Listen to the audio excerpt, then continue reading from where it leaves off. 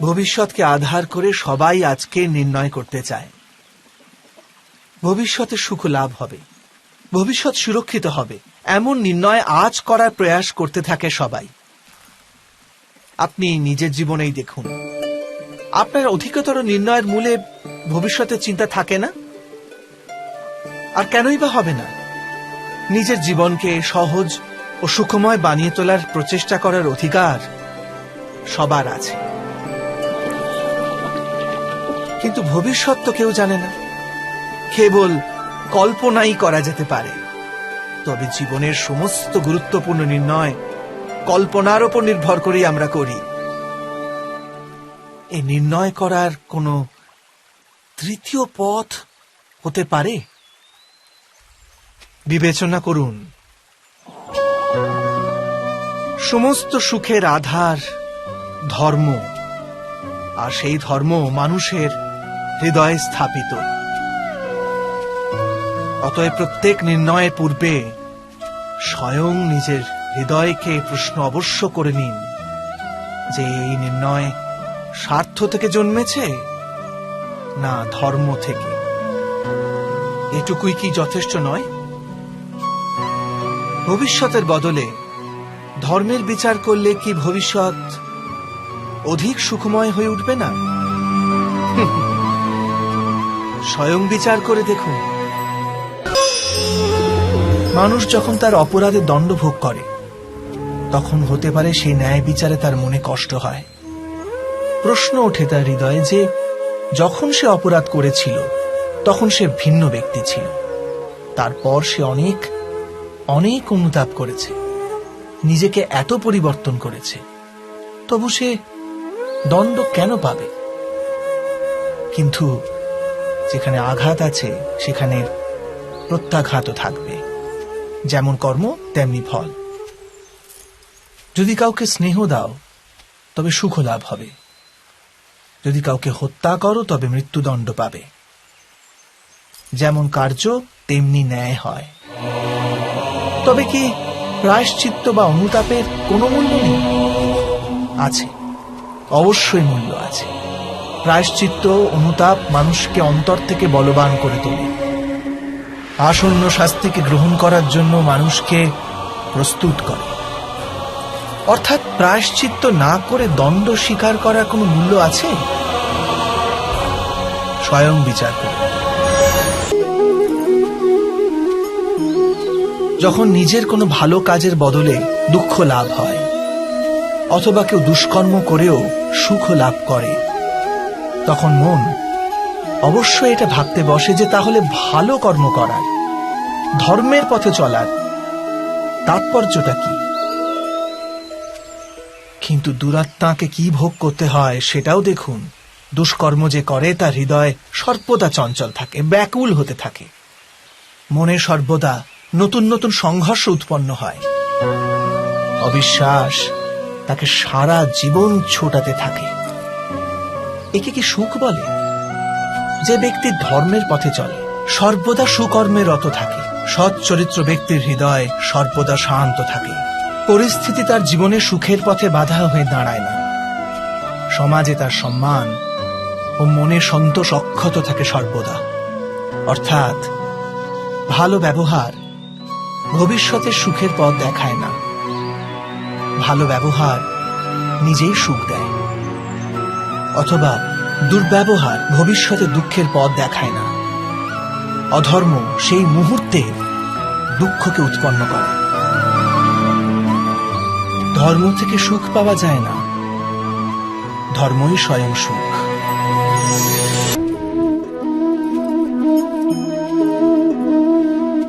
মানুষের জীবনের চালক হল ভয়। মানুষ সর্বদা ভয়ের কারণ ঠিক খুঁজে নেয়। জীবনে যে পথ আমরা বেছে নিই, সেই বেছে নেওয়ার পিছনেও আমাদের ভয়ই কাজ করে। কিন্তু এই ভয় কি বাস্তবিক? বিবেচনা করুন।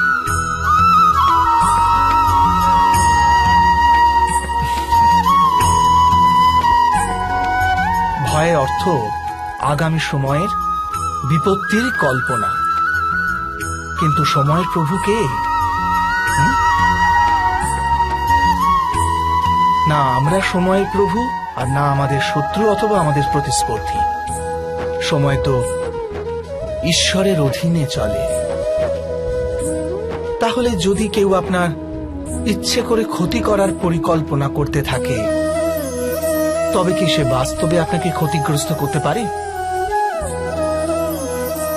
না, কিন্তু ভয়ে পরিপূর্ণ হৃদয় আমাদের অধিক ক্ষতি করে। এটাই কি সত্য নয়?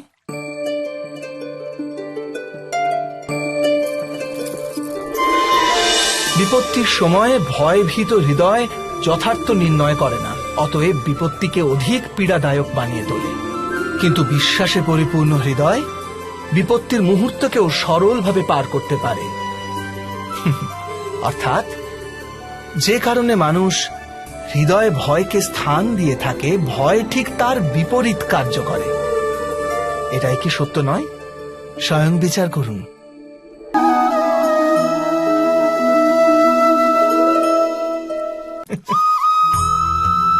জীবনে আসন্ন সংকটের সম্মুখীন হওয়ার জন্য মানুষ যখন নিজেকে অযোগ্য মনে করে, যখন তার নিজের শক্তির উপর বিশ্বাস থাকে না, তখন সে সদ্গুণ ত্যাগ করে দুর্গুণ আপন করে নেয়।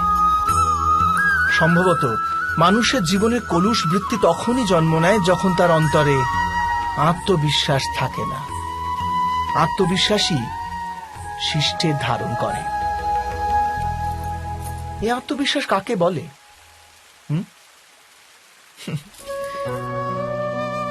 যখন মানুষ বিশ্বাস করে যে জীবনের সংঘর্ষ তাকে দুর্বল করে তোলে, তখন তার নিজের উপর বিশ্বাস থাকে না।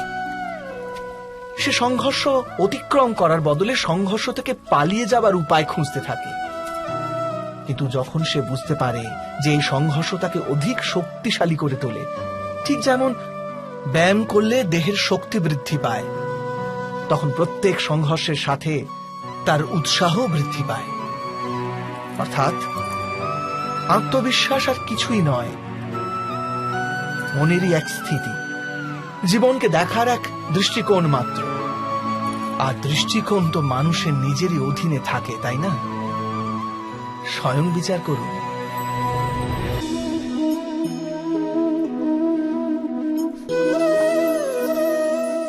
ক্ষমতার লালসা সবারই হৃদয়কে ঘিরে থাকে।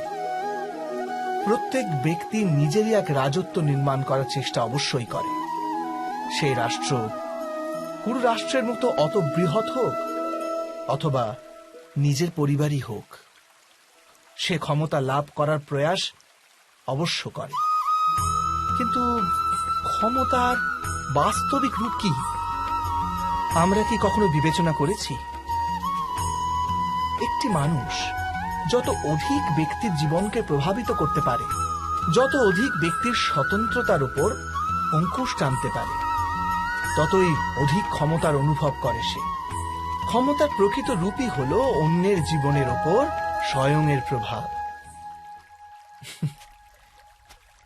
কিন্তু বাস্তবে প্রভাব প্রেম, দয়া, করুণা ও ধর্ম থেকে উৎপন্ন হয় নাকি? যখনই মানুষ কঠোরতা আর অধর্মের মাধ্যমে ক্ষমতা প্রাপ্ত করার প্রয়াস করে, তখনই সে অন্যের হৃদয়ে বিরোধিতা অথবা বিদ্রোহের জন্ম দেয়। আর পরিণাম অনেকটা এই রকম। হ্যাঁ, কিছু সময়ের জন্য সে নিজের প্রভাব ও শক্তির বিকাশ অবশ্য অনুভব করে, কিন্তু তা বাস্তবিক ক্ষমতা নয়। এই কারণে ভৃগু আর বশিষ্ঠের মতো ঋষিদের আজও পূজা করা হয়, রাবণ বা হিরণ্যকশিপুদের নয়। এ সম্বন্ধে আপনি অবশ্যই বিচার করবেন, সত্য বলেছি কিনা। জীবনের প্রতি ক্ষণ নির্ণয়ের ক্ষণ। প্রত্যেক পদে আগামী মুহূর্তের নির্ণয় করতে করতে যেতে হয়। আর নির্ণয় নিজের প্রভাব রেখে যায়। আজকের নেওয়া নির্ণয় ভবিষ্যতের জন্য সুখ বা দুঃখ লিখে রেখে দেয়, না কেবল নিজের জন্য, নিজের পরিবারের জন্যেও, আগামী প্রজন্মের জন্য বটে। যখন কোনো সংশয় সামনে এসে দাঁড়ায়, মন ব্যাকুল হয়ে যায়, অনিশ্চয়তায় ভরে যায়।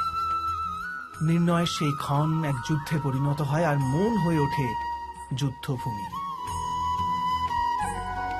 অধিকাংশ নির্ণয় আমরা সংশয় থেকে বার হওয়ার জন্য নিই না, কেবল মনকে শান্ত করার জন্য নিয়ে থাকি। কিন্তু কেউ কেউ কি ছুটতে ছুটতে খাবার খেতে পারে? না। তবে কি যুদ্ধে যুঝতে থাকা কোনো মন সঠিক নির্ণয় নিতে পারে?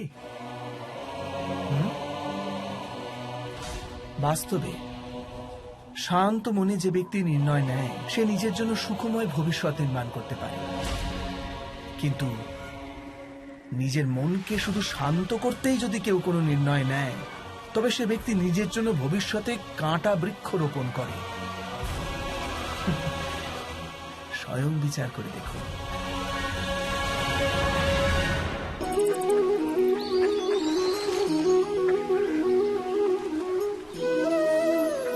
সময়ের প্রারম্ভ থেকে মানুষকে একটি প্রশ্ন সদাই পীড়া দেয়, যে তারা নিজের সম্পর্কগুলিতে অধিকতম সুখ আর ন্যূনতম দুঃখ কিভাবে লাভ করতে পারে।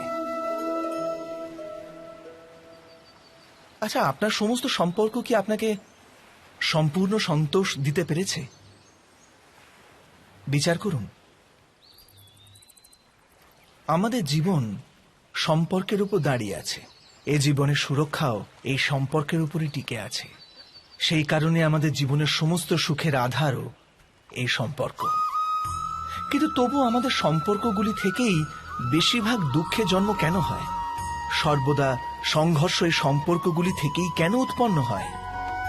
কখনো বিচার করেছেন? যখন কোনো ব্যক্তি অন্য ব্যক্তির চিন্তাধারা বা কাজকে স্বীকার করে না, তার ভেতরে কোনো পরিবর্তন আনার প্রচেষ্টা করে, তখন সংঘর্ষের জন্ম হয়। অর্থাৎ যত অধিক অস্বীকার, তত অধিক সংঘর্ষ। আর যত অধিক গ্রহণ ক্ষমতা, ততই অধিক সুখ। এটা বাস্তব নয়? যদি মানুষ স্বয়ং নিজের প্রত্যাশার উপরে অঙ্কুশ টানে, নিজের বিচারধারাকে পাল্টায়, কোনো অন্য ব্যক্তিকে পাল্টানোর প্রচেষ্টা না করে স্বয়ং নিজের ভিতরেই পরিবর্তন আনার প্রয়াস করতে থাকে, তবে কি সম্পর্কতে সন্তোষ লাভ করা খুব কঠিন হবে? অর্থাৎ স্বীকার করে নেওয়াই কি সম্পর্কের বাস্তবিক অর্থ নয়?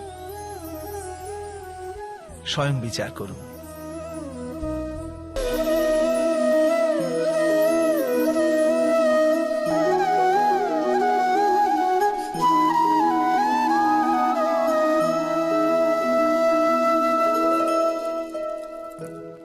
যখন কোনো ব্যক্তি কোনো ঘটনার ভিতরে অন্যায়কে দেখতে পায়, তখন সেই ঘটনা তার হৃদয়কে তছনছ করে দেয়।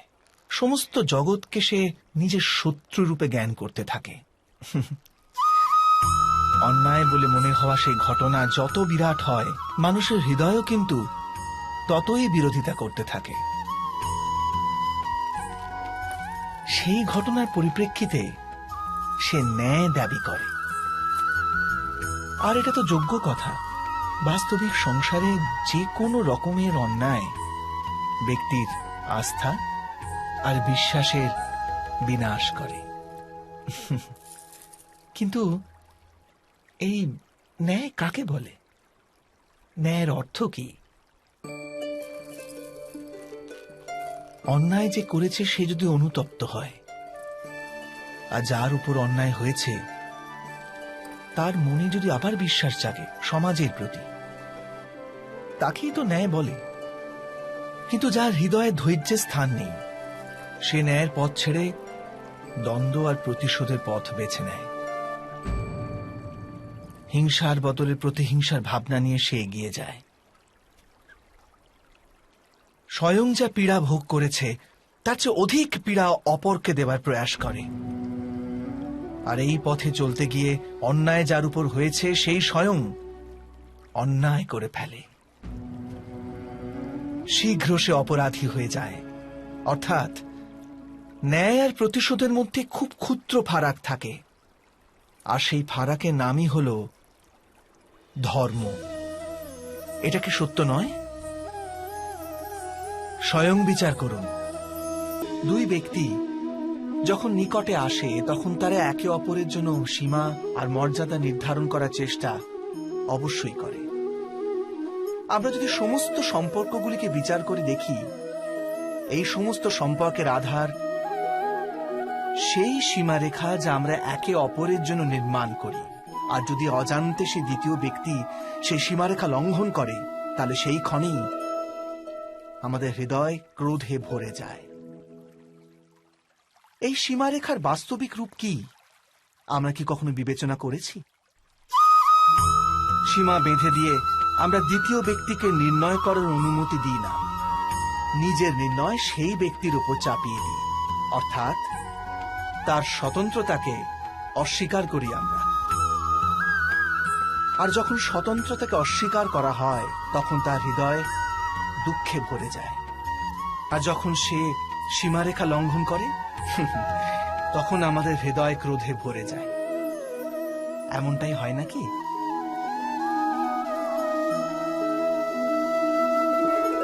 কিন্তু যদি আমরা একে অপরের স্বতন্ত্রতাকে সম্মান করি, তাহলে কোনো সীমার প্রয়োজনীয়তাই পড়ে না।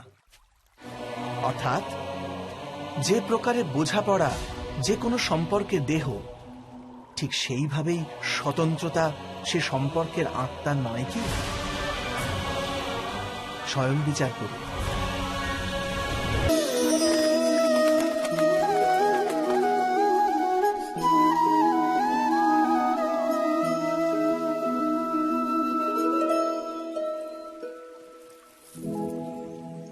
নির্ণয় নেওয়ার মুহূর্তে আমরা সর্বদা কোনো অন্য ব্যক্তির উপদেশ, সূচনা, মন্ত্রণা বা পরামর্শকে আধার করে থাকি। আর আমাদের ভবিষ্যতের আধার হয়ে ওঠে আমাদের আজকের নেওয়া সিদ্ধান্ত। তাহলে কি আমাদের ভবিষ্যৎ অন্য ব্যক্তির পরামর্শ, কোনো অন্য ব্যক্তির দেওয়া উপদেশের ফল? তবে কি আমাদের সম্পূর্ণ জীবন কোনো অন্য ব্যক্তির বুদ্ধির পরিণাম? আমরা কি কখনো বিচার করেছি? সবাই জানে যে ভিন্ন ভিন্ন লোক একই পরিস্থিতিতে ভিন্ন ভিন্ন পরামর্শ দিয়ে থাকে। মন্দিরে দাঁড়ানো ভক্ত বলে দান করা উচিত, আর চোর বলে যদি সুযোগ পাওয়া যায় ওই মূর্তির গয়না চুরি করা উচিত। ধার্মিক হৃদয় ধার্মিক উপদেশ দিয়ে থাকে, আর অধর্ম ভরা হৃদয় অধার্মিক পরামর্শ দেয়। এই ধর্মময় উপদেশ পরামর্শ স্বীকার করলে মানুষ সুখের দিকে যায়। কিন্তু এইরকম পরামর্শ স্বীকার করা তখনই সম্ভব হয় যখন হৃদয়ে ধর্ম থাকে। অর্থাৎ কোনো অন্য ব্যক্তির উপদেশ বা পরামর্শ স্বীকার করার আগে স্বয়ং নিজের হৃদয়ে ধর্মকে স্থাপন করা কি অনেক বেশি জরুরি নয়? স্বয়ং বিচার করুন।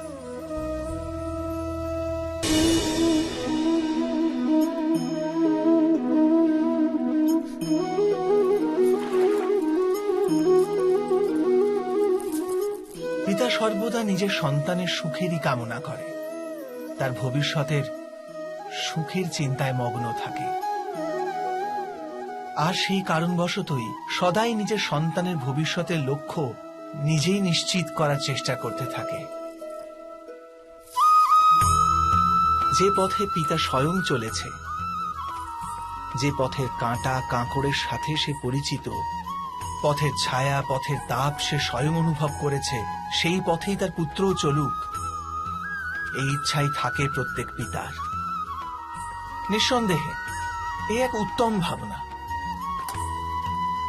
কিন্তু তিনটি প্রশ্নের উত্তর বিচার করতে আমরা ভুলেই যাই।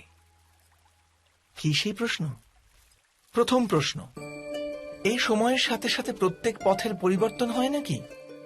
সময় কি সর্বদা নতুন পরীক্ষার সম্মুখীন করে না? তাহলে বিগত সময়ের অভিজ্ঞতা নতুন প্রজন্মকে কি লাভ দিতে পারে? দ্বিতীয় প্রশ্ন, প্রত্যেক সন্তানই কি তার মাতা পিতার প্রতিচ্ছবি হয়? হ্যাঁ, সন্তানকে তার শিক্ষা তো অবশ্যই তার মাতা পিতা প্রদান করেন, কিন্তু অন্তরের ক্ষমতা ঈশ্বরের দান।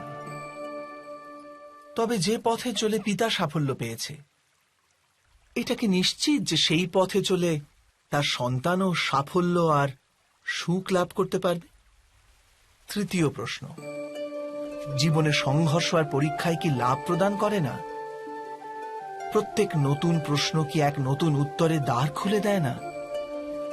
তবে কি সন্তানদের নতুন নতুন প্রশ্ন, সংঘর্ষ আর পরীক্ষা থেকে দূরে রাখলে তা কি তাদের পক্ষে খুব লাভজনক হবে, নাকি তাদের ক্ষতিই করবে?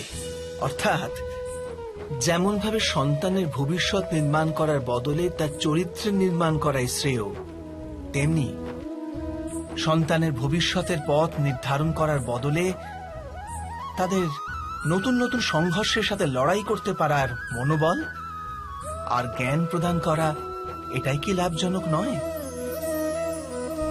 স্বয়ং বিচার করে দেখুন। সবার জীবনে এমন মুহূর্ত অবশ্যই আসে যখন সত্য বলার নিশ্চয়তা থাকে হৃদয়ে, কিন্তু মুখ থেকে সত্যটা বেরোতেই পারে না। কোনো ভয় মনকে এমনই ঘিরে রাখে। কোনো ঘটনা বা প্রসঙ্গ সম্পর্কে কথা বলা, অথবা নিজের কোনো ভুল হয়ে গেলে সেই সম্বন্ধে কথা বলা, এটাই কি সত্য কথা বলা? না, এ তো কেবল তথ্যটুকু, অর্থাৎ যেমন ঘটেছে শুধু সেইটুকু ব্যক্ত করা, এ সামান্য ব্যাপার। কিন্তু কখনো কখনো সেই তথ্যটুকু বলতে গিয়েও ভয় হতে থাকে। কখনো আবার অন্য ব্যক্তি কি ভাববে সেই দুশ্চিন্তা হয় মনে। অন্য কারো দুঃখ হবে এই ভয়টাও সত্যকে আটকায়। তবে এই সত্য কাকে বলে আমরা কি কখনো বিবেচনা করেছি? যখন ভয়কে তুচ্ছ করেও কোনো তথ্য বলে দেওয়া হয়, তবে তাকে সত্য বলা হয়। বাস্তবে সত্য আর কিছুই না, কেবল নির্ভীকতারই অপর নাম। আর নির্ভীক হওয়ার কোনো সময় হয় না, কারণ নির্ভীকতা আত্মারই এক স্বভাব।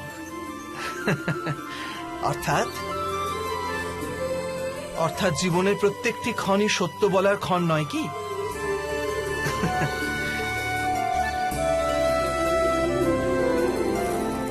স্বয়ং বিচার করুন। যখন কারো আশা ইচ্ছা ভঙ্গ হয়ে যায়, তখন তার হৃদয় ক্রোধে ভরে ওঠে।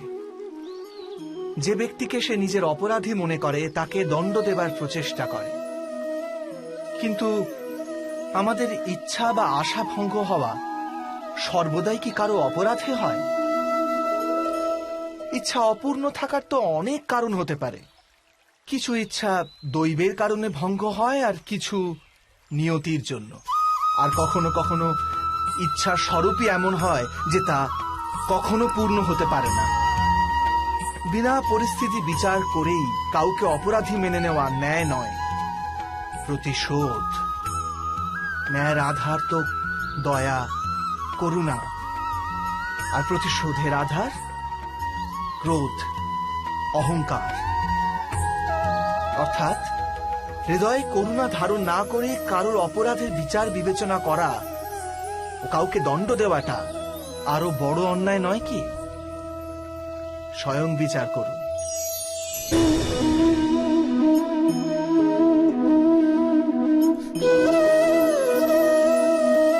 পরম্পরার মধ্যে ধর্মের অবস্থান, আর প্রথাই ধর্মকে ধরে রাখার দায়িত্ব বহন করে, এটা সত্যি।